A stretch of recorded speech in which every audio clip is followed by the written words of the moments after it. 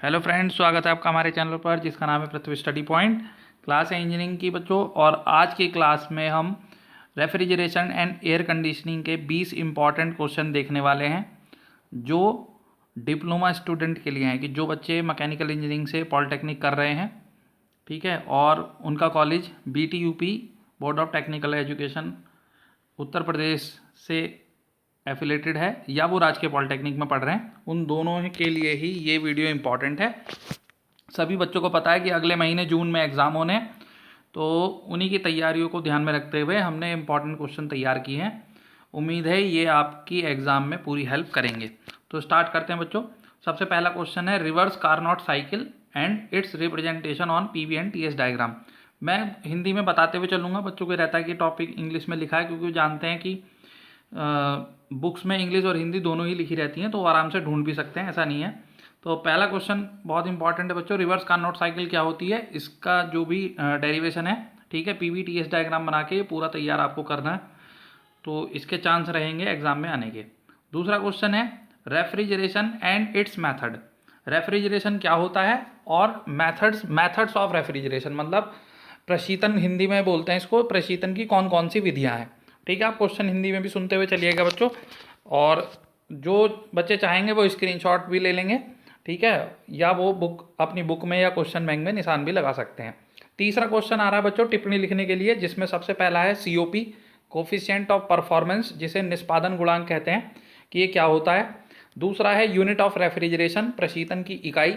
बहुत important question है बच्चों, उम्मीद रहेगी कि यहाँ से हमें क्वेश्चन मिले। तीसरा है एप्लीकेशन ऑफ रेफ्रिजरेशन, प्रशीतन के क्या क्या उपयोग हैं। ठीक है, आगे बढ़ते हैं। चौथा क्वेश्चन है इंपॉर्टेंट बच्चों, इफेक्ट ऑफ सब cooling and super heating on vapour compression cycle. Vapour compression cycle पर सब कूलिंग और सुपर हीटिंग का क्या इफेक्ट पड़ता है। बहुत इंपॉर्टेंट क्वेश्चन है, एग्जाम के पॉइंट ऑफ व्यू से आप इसे जरूर तैयार करेंगे। ठीक है, आगे बढ़ते हैं। फिफ्थ क्वेश्चन है एक्चुअल वेपर कंप्रेशन साइकिल क्या होती है, और इसका TS डायग्राम बना हुआ है, ये आप देख सकते हैं। एक चीज़ ध्यान रखना बच्चों, ये एक दिक्कत आ सकती है, क्योंकि मैंने देखा है कि जो बुक भी है अगर RAC की जो बनी हुई है, तो बहुत सारे टॉपिक ऐसे हैं, बहुत सारे नहीं, कुछ टॉपिक ऐसे हैं जो उस बुक में भी नहीं मिल रहे हैं, और कुछ टॉपिक ऐसे हैं जो आपको क्वेश्चन बैंक में भी नहीं मिल रहे हैं। तो इन चीज़ों को आपको थोड़ा ध्यान देना होगा, अपने कॉलेज के टीचर से ऐसे टॉपिक को ढूंढना होगा। इस वीडियो में आपको कोई ऐसा टॉपिक लगे जो आपको बुक में नहीं मिल रहा है और आपके क्या कहते हैं क्वेश्चन बैंक में नहीं मिल रहा है, तो उसके लिए आप अपने टीचर को बोलिए, क्योंकि ये सिलेबस के हिसाब से है, तो वो टॉपिक आपको अरेंज करा के देंगे। ठीक है, अगला क्वेश्चन देखते हैं बच्चों, principle and main parts of vapour compression system. Vapour compression system किस सिद्धांत पर काम करता है और इसके मेन पार्ट्स कौन कौन से हैं। ठीक है, ये एक ही चैप्टर के तीनों क्वेश्चन है, बहुत इंपॉर्टेंट क्वेश्चन है, इनमें से चांस रहेंगे बच्चों जरूर आपको एक ना एक मिले। उसके बाद अगला क्वेश्चन आ रहा है इंपॉर्टेंट, रेफ्रिजरेंट का क्लासिफिकेशन, जिसमें प्राइमरी रेफ्रिजरेंट और सेकेंडरी रेफ्रिजरेंट होते हैं, उसमें भी डिफरेंट फर्दर क्लासिफिकेशन बहुत सारे हैं। ठीक है, वो आपको पढ़ने हैं, लेकिन उसके साथ में आप ये देख रहे हैं, मैंने ब्रैकेट में भी ये लिख दिए हैं, R717, R11, R12, R22, R13। ठीक है, ऐसे और भी हैं, ये इसलिए लिखे गए हैं कि जब आप क्लासिफिकेशन ऑफ रेफ्रिजरेंट पढ़ेंगे तो उसमें बहुत सारे रेफ्रिजरेंट पढ़ेंगे। ठीक है, तो या तो क्वेश्चन इस तरीके से बन जाएगा, या इसमें क्वेश्चन ऐसे भी आ सकता है कि R11 क्या होता है, R12 क्या होता है, R22 क्या होता है। तो ये क्वेश्चन टॉपिक जो है आपको अच्छे से पढ़ने होंगे, क्योंकि यहाँ से क्वेश्चन बनने की पूरी पूरी उम्मीद है। ठीक है, अगला देखते हैं बच्चों, desirable properties of refrigerant and selection criteria of refrigerant. प्रशीतक की कौन कौन सी महत्वपूर्ण प्रॉपर्टीज या गुण उसमें होने चाहिए। दूसरा ये हुआ कि एक प्रशीतक को चुनते समय किन किन बातों का ध्यान रखा जाता है। ठीक है, ये 8th क्वेश्चन बता रहा हूँ मैं आपको, ये भी इंपॉर्टेंट क्वेश्चन है कि एक रेफ्रिजरेंट में कौन कौन सी प्रॉपर्टीज होनी चाहिए, और एक प्रशीतक को रेफ्रिजरेंट को सेलेक्ट करने में कौन कौन से क्राइटेरिया, मतलब किन किन बातों को ध्यान रखा जाता है। क्वेश्चन नंबर 9 बच्चों, difference between air refrigeration system and vapour compression system. ठीक है, कि एयर रेफ्रिजरेशन सिस्टम और वेपर कंप्रेशन सिस्टम में क्या अंतर है, या क्वेश्चन ऐसे आ सकता है कि एयर रेफ्रिजरेशन सिस्टम के क्या क्या लाभ हैं वेपर कंप्रेशन सिस्टम की तुलना में, या क्या दोष हैं। ठीक है, तो चाहे वो ऐसे पूछ ले कि इनके क्या लाभ या दोष हैं, या वो ये कह दे कि एयर रेफ्रिजरेशन सिस्टम और वेपर कंप्रेशन सिस्टम में अंतर बताइए, तो दोनों में ही आपका ये टॉपिक काम कर जाएगा। ठीक है, क्वेश्चन नंबर 10 आ रहा है बच्चों, बहुत इंपॉर्टेंट है। बेल कॉलमैन साइकिल या बूट स्ट्रैप सिस्टम, मैंने दोनों एक ही में लिख दिए हैं क्योंकि ऐसा लग रहा है कि इन दोनों में से एक क्वेश्चन जरूर आएगा। ठीक है, इसी वजह से बच्चों मैंने ये दोनों एक साथ लिख दिए हैं। तो ये दोनों टॉपिक आप तैयार कर लें, ये जरूर आपके एग्जाम में काम आएंगे। अगला इंपॉर्टेंट क्वेश्चन है बच्चों, डोमेस्टिक इलेक्ट्रोलक्स रेफ्रिजरेटर, जिसे 3 फ्लूइड सिस्टम भी कहते हैं। ये मैंने 3 फ्लूइड सिस्टम इसलिए लिख दिया है, कभी पेपर में घुमाने के लिए घुमा के देते हैं ना क्वेश्चन, तो वो यही लिख दे कि 3 फ्लूइड सिस्टम क्या होता है। मान लो अगर उसने ऊपर वाला नाम नहीं लिखा तो, डोमेस्टिक इलेक्ट्रोलक्स रेफ्रिजरेटर। ठीक है, तो इसलिए बहुत ध्यान से आपको टॉपिक अपने देखने हैं, सिलेबस करना है। ठीक है बच्चों, क्योंकि आप अभी पिछले सेमेस्टर का पेपर देख चुके हो, कुछ सब्जेक्ट के तो सीधे सीधे क्वेश्चन आए, लेकिन कुछ सब्जेक्ट में बहुत घुमा के क्वेश्चन पूछे गए थे। तो तैयारी अच्छे से करने की ज़रूरत है ताकि अच्छा रिजल्ट हम बच्चों का, सभी बच्चों का आए। ठीक है, नेक्स्ट है बच्चों, सोलर पावर रेफ्रिजरेशन सिस्टम क्या होता है, इसके लाभ और दोष बताइए।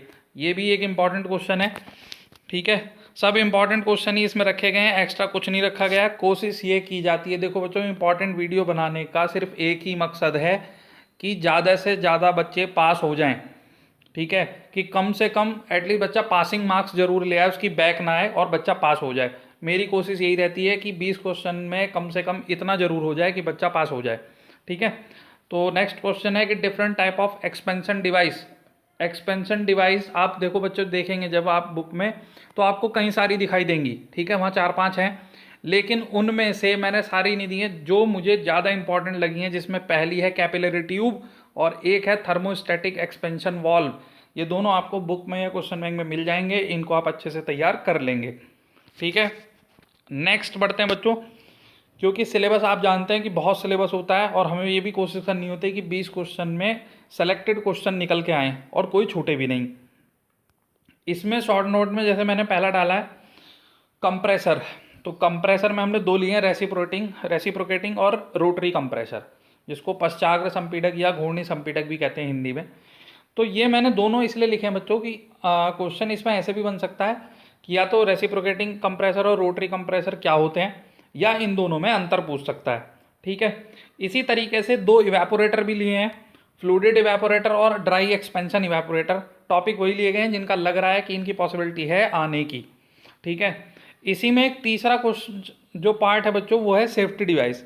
सेफ्टी डिवाइस भी हमारे पास 3 या 4 हैं, उसमें से जो इम्पॉर्टेंट वाली है, जैसे थर्मोस्टेट भी है इसमें, वो भी आप पढ़ सकते हैं, लेकिन इसमें जो ज़्यादा इंपॉर्टेंट लग रहा है वो low pressure and high pressure cutout switch. हो सकता है ये शॉर्ट नोट में या अलग से पूछ ले। ठीक है, तो ये टॉपिक आप थोड़ा ध्यान से पढ़ेंगे। अगले क्वेश्चन की तरफ बढ़ते हैं बच्चों, 15वां क्वेश्चन बहुत इंपॉर्टेंट है। देखिए, इंपॉर्टेंट तो पूरी मतलब 20 क्वेश्चन तो पूरे सेलेक्ट किए हैं, लेकिन वीडियो में आप ध्यान दे रहे हैं, मैं किसी क्वेश्चन में बिल्कुल एक्यूरेसी के साथ बता रहा हूँ कि हाँ ये इसके ज़्यादा चांस हैं, तो वो भी आप ध्यान दें। जैसे क्वेश्चन नंबर 15 है, तो ये जो है एक ही चैप्टर के पॉइंट है, तो बहुत श्योरिटी है कि इनमें से आपको मिलना ही मिलना है क्वेश्चन एग्जाम में। जैसे डीबीटी, बहुत छोटी छोटी डेफिनेशन है, dry bulb temperature, wet bulb temperature, due point temperature. ठीक है, ये आपको पढ़नी है। सेंसिबल एंड लेटेंट हीट क्या होती है, टोटल एंथैल्पी ऑफ एयर, छोटे छोटे पॉइंट हैं, पूरा टॉपिक आपको तैयार करना है। जरूर आपको 15वां क्वेश्चन में से एग्जाम में मिलेगा। ठीक है बच्चों, इसको बहुत अच्छे से तैयार करें। ऐसा ही है क्वेश्चन नंबर 16, साइकोमेट्रिक प्रोसेस। ये भी बच्चों बहुत इंपॉर्टेंट क्वेश्चन है। साइकोमेट्रिक प्रोसेस में 6-7 प्रोसेस आपको मिलेंगे, लेकिन आप यहाँ कह सकते हो कि सर ने यहाँ टॉपिक नहीं बताए, क्योंकि साइकोमेट्रिक प्रोसेस में आप हेडिंग देखेंगे तो 7-8 हेडिंग मिलेंगी। ध्यान से सुनना बच्चों, 7-8 हेडिंग मिलेंगी, जैसे कूलिंग हो गया, ह्यूमिडिफिकेशन हो गया, डीह्यूमिडिफिकेशन हो गया, बाईपास फैक्टर हो गया। ठीक है, लेकिन इसमें यह बताना बहुत मुश्किल होता है कि कौन सा प्रोसेस पूछ लेगा, इस वजह से मैंने ये पूरा ही लिख दिया है। आपको इसके 7 या 8 जो भी हैं वो सारे प्रोसेस पढ़ने हैं, और पूरी उम्मीद है कि आपको यहाँ से एक क्वेश्चन जरूर मिल जाएगा। ठीक है बच्चों, तो ये थोड़ा ध्यान रखना। 17 क्वेश्चन की तरफ चलते हैं। शॉर्ट नोट्स, ये भी देखिए बच्चों, टिप्पणी लिखने का ही क्वेश्चन बनेगा, यहाँ से छोटे छोटे हैं। Room sensible heat factor RSHF क्या होता है, GSHF grand sensible heat factor क्या होता है, ठीक है, ये सब आपको बुक में मिल जाएंगे। ERSHF effective room sensible heat factor और एपरेटस ड्यू पॉइंट, ठीक है। शॉर्ट नोट लिखने के हिसाब से ये सबसे बेस्ट क्वेश्चन हैं जो एग्जाम में पूछे जा सकते हैं, ठीक है। आगे बढ़ते हैं बच्चों, क्वेश्चन नंबर 18, बस अब 2 ही क्वेश्चन और बचे हैं, ज़्यादा समय नहीं लगेगा, जल्दी वीडियो खत्म होने वाली है। 18 क्वेश्चन आ रहा है बच्चों, types of air conditioning system.